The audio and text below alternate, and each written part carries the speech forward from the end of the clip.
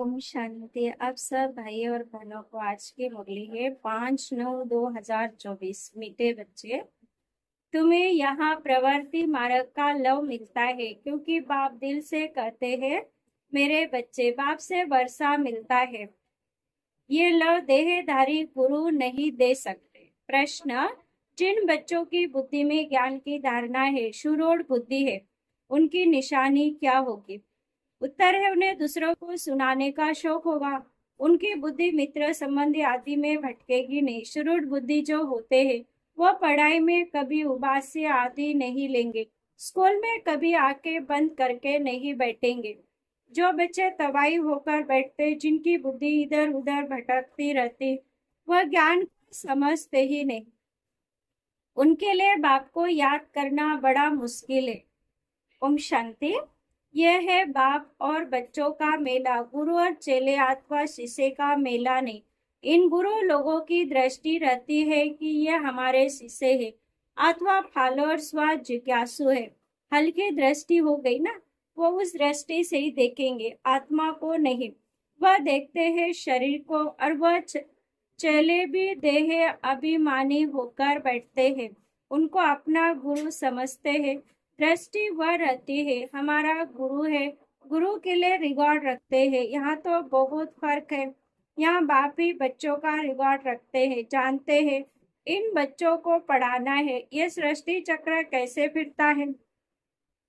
बेहद की हिस्ट्री जागृति बच्चों को समझानी है। उन गुरुओं के दिल में बच्चों का लव नहीं होगा। बाप के पास तो बच्चों का बहुत लव रहता है और बच्चों का भी बाप पर लव रहता है। तुम जानते हैं बाबा तो हमको सृष्टि चक्र का ज्ञान सुनाते हैं।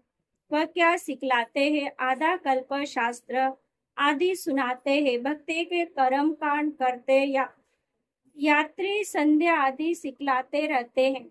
ये तो बाप आया हुआ है, अपना परिचय दे रहे हैं। हम बाप को बिल्कुल नहीं जानते थे, सर्वव्यापी कह देते थे। कभी भी पूछो परमात्मा कहाँ है तो झट कहेंगे वह तो सर्वव्यापी है। तुम्हारे पास मनुष्य जब आते तो पूछते हैं ये क्या सिखलाया जाता है? बोलो हम राजयोग सिखलाते हैं, जिसे तुम मनुष्य से देवता अर्थात राजा बन सकते हो। कोई सत्संग में ऐसा नहीं होगा जो क्या मनुष्य से देवता बनने की शिक्षा देते हैं।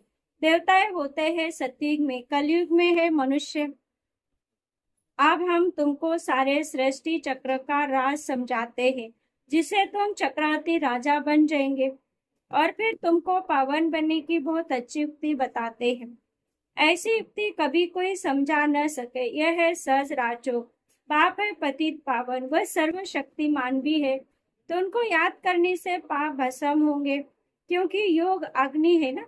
तो यहाँ नई बात सिखलाते हैं। ये ज्ञान मार्ग है, ज्ञान सागर एक ही बाप होता है। ज्ञान और भक्ति अलग अलग है। ज्ञान सिखलाने के लिए बाप को आना पड़ता है, क्योंकि वही ज्ञान का सागर है। वह खुद आकर अपना परिचय देते हैं कि मैं सबका बाप हूँ। ब्रह्मा द्वारा सारी सृष्टि को पावन बनाता हूँ। पावन दुनिया सतयुग, पति दुनिया कलयुग, सतयुग आदि कलयुग अंत का यह संगम युग, इनको लीप युग कहा जाता है। इसमें हम जंप मारते हैं। कहाँ पुरानी दुनिया से नई दुनिया में जंप मारते हैं। वह तो सीढ़ी से आहिस्ते आहिस्ते नीचे उतरते आए। यहाँ तो हम छीछी दुनिया से नई दुनिया में जाते हैं।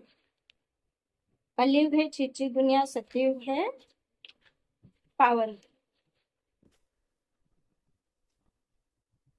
एकदम जंप मारते हैं, सीधा चले जाते हैं ऊपर। पुरानी दुनिया को छोड़ हम नई दुनिया में जाते हैं। ये बेहद की बात है। बेहद की पुरानी दुनिया में ढेर मनुष्य, नई दुनिया में तो बहुत थोड़े मनुष्य होते हैं, जिसको स्वर्ग कहा जाता है।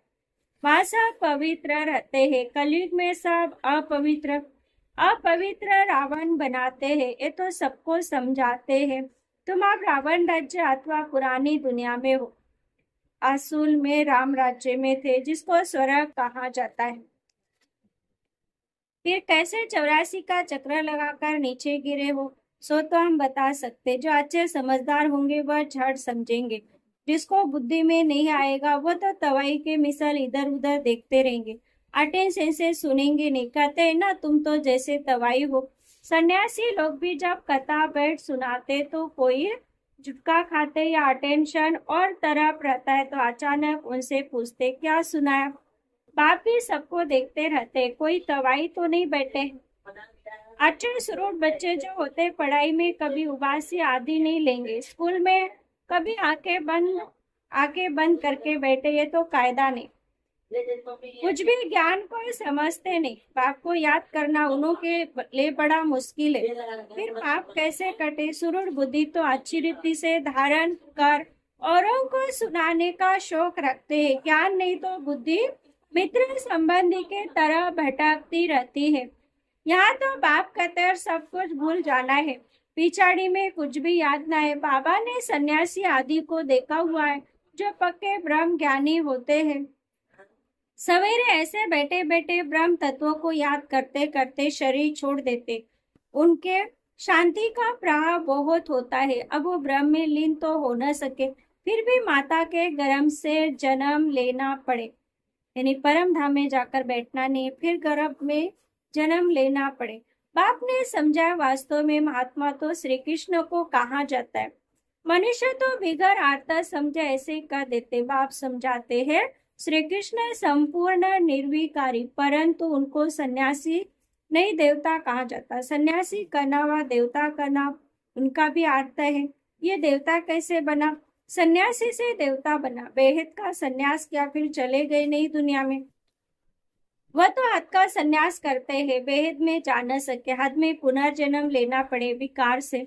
बेहद का मालिक बन न सके, राजा रानी कभी बन न सके, क्योंकि उनका धर्म ही अलग है।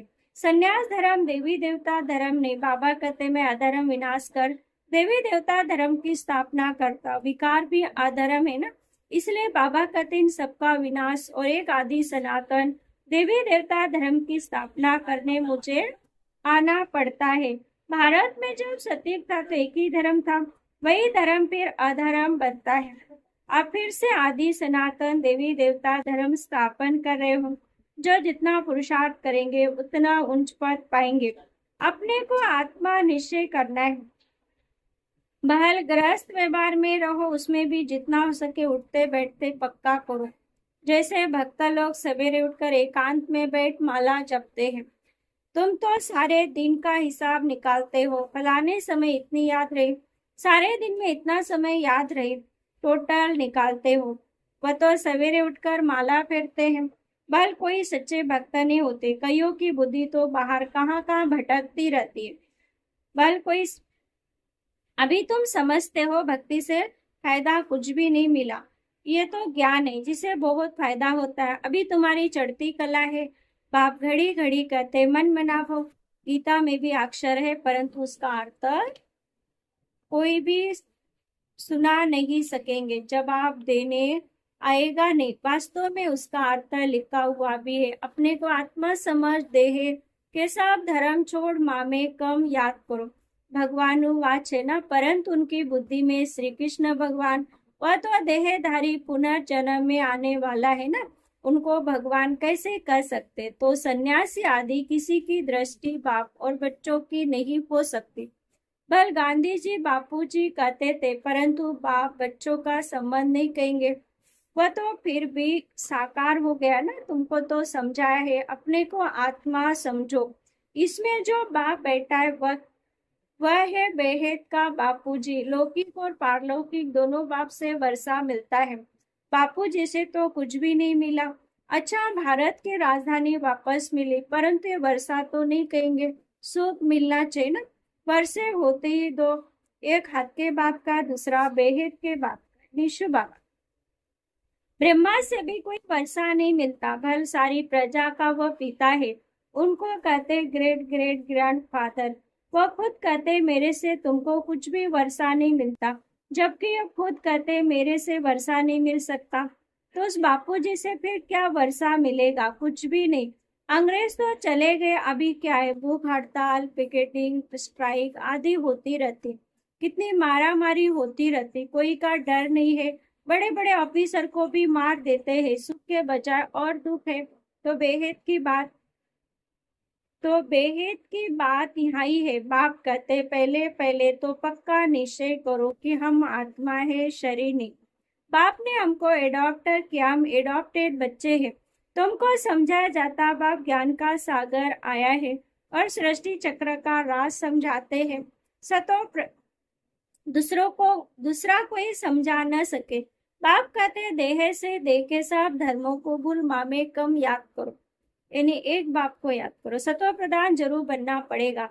ये भी जानते हो पुरानी दुनिया का विनाश तो होना ही है। नई दुनिया में बहुत थोड़े होते, कहाँ इतने करोड़ों आत्मा और कहाँ 9 लाख।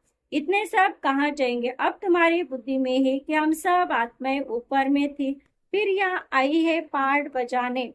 आत्मा को एक्टर कहेंगे। आत्मा एक्टर करती है इस शरीर के साथ। आत्मा को आर्गन्स तो चाहिए ना, आत्मा कितनी छोटी है। 84 लाख जन्म है नहीं। हर एक अगर 84 लाख जन्म ले, फिर पार्ट रिपीट कैसे करेंगे, याद नहीं रह सकता। स्मृति से बाहर चला जाए, 84 जन्म भी तुमको याद नहीं रहते, भूल जाते हो। अब तुम बच्चों को बाप को याद कर पवित्र जरूर बनना है। इस योग अग्नि से विक्रम विनाश होंगे, ये भी निश्चय है। बेहद के बाप से बेहद का वर्षाम कल्प कल्प लेते। अब फिर स्वर्गवासी बनने के लिए बाप ने कहा है माँ में कम याद करो, क्योंकि मैं ही पतित पावन हूँ। तुमने बाप को पुकारा है ना, तो अब बाप आए हैं पावन बनाने। पावन होते देवताएं, पतित होते मनुष्य। पावन होकर फिर शांति धाम जाना है। तुम शांति धाम जाना चाहते हो, सुख धाम आना चाहते हो। सन्यासी तो कहते सुख काग विष्णु के समान है, हमको शांति चाहिए। वो तो सतयुग में कभी आ नहीं सकेंगे। सतयुग में था प्रवृत्ति मार्ग का धर्म, देवता निर्विकारी थे, वही पुनर्जन्म लेते लेते पतित बनते हैं। अब आप कहते निर्विकारी बनना है, स्वर्ग में चलना है, तो मुझे याद करो तो तुम्हारे पाप कट जाए, पुण्य आत्मा बन जाएंगे, फिर शांति धाम सुख धाम में जाएंगे। वहां शांति भी थी, सुख भी था। अभी दुख धाम है, फिर बाप आकर सुख धाम स्थापन करते हैं। दुख धाम का विनाश भी चित्र सामने है। बोलो अभी तुम कहाँ खड़े हो। अभी है कलयुग का अंत, विनाश सामने खड़ा है, बाकी जाकर थोड़ा टुकड़ा रहेगा। इतने खंड तो वहां होते नहीं। ये सब वर्ल्ड की हिस्ट्री जागृति बाप ही बैठ समझाते हैं। ये पाठशाला है। भगवान नु आज पहले पहले बाप का परिचय देना पड़ता है। अभी कलयुग है, फिर सतयुग में जाना है। वहां तो सुख ही सुख होता है। एक को याद करना, वह है अव्यभिचारी याद। शरीर को भूल जाना है। शांति धाम से आए हैं, फिर शांति धाम में जाना है। वहां पतित कोई जा न सके। बाप को याद करते करते पावन बन तो मुक्ति धाम में चले जाएंगे। ये आश्चर्य बैठ समझाना पड़ता है। आगे इतने सब चित्र थोड़ी थे, बिगड़ चित्र भी नक्शल में समझाया जाता था। इस पाठशाला में मनुष्य से देवता बन जाना है। यह है नई दुनिया के लिए नॉलेज। वह बाप ही देंगे ना, तो बाप की दृष्टि रहती है बच्चों पर। हम आत्माओं को पढ़ाते हैं, तुम भी समझाते हो। वेद का बाप हमको समझाते हैं, उनका नाम है शिव बाबा। सिर्फ बेहद का बाबा करने से मून जाएंगे, क्योंकि बाबा भी बहुत हो गए। म्यूनिसिपालिटी के मेयर को भी कहते बाबा कहते मैं इसमें आता हूँ, तो भी मेरा नाम शिवी है। मैं इस रथ द्वारा तुमको नॉलेज देता हूँ। इनको एडॉप्ट किया, इनका नाम रखा है प्रजापिता ब्रह्मा। इनको भी मेरे से वर्षा मिलता है। अच्छा मीठे मीठे सिकलेदी बच्चों प्रति माता पिता बाप दादा को याद प्यार और गुड मॉर्निंग। रूहानी बाप की रूहानी बच्चों को नमस्ते। हम रूहानी बच्चों की रूहानी माता पिता बाप दादा को याद प्यार, गुड मॉर्निंग और नमस्ते नमस्ते। धारणा के लिए मुख के साथ पहला पॉइंट है, अभी पुरानी दुनिया से नई दुनिया में जम देने का समय है, इसलिए पुरानी दुनिया से बेहद का संन्यास करना है। इससे बुद्धि से भूल जाना है। दूसरा, पढ़ाई पर पूरा अटेंशन देना है। स्कूल में आंखें बंद करके बैठना ये कायदा नहीं है। ध्यान रहे पढ़ाई के समय बुद्धि इधर उधर न भटके, उबासी न आए। जो सुनते जाए वह धारण होता जाए। वरदान, रूहानी नशे द्वारा पुरानी दुनिया को भूलने वाले स्वराज्य सो विश्व राज्य अधिकारी हो। संगमिक पर जो बाप के वर्षे के अधिकारी वही स्वराज्य और विश्व राज्य अधिकारी बनते। आज स्वराज्य कल विश्व का राज्य होगा। आज कल की बात है। ऐसी अधिकारी आत्मा रूहानी नशे में रहती है और नशा पुरानी दुनिया सच भुला देता है। अधिकारी कभी कोई वस्तु के, व्यक्ति के, संस्कार के अधीन नहीं हो सकते क्योंकि स्वराज्य अधिकारी उन्हें हद की बातें छोड़नी नहीं पड़ती, सोता छूट जाती। स्लोगन है, हर सेकंड, हर श्वास, हर खजाने को सफल करने वाले सफलता मूर्त बनते। शांति।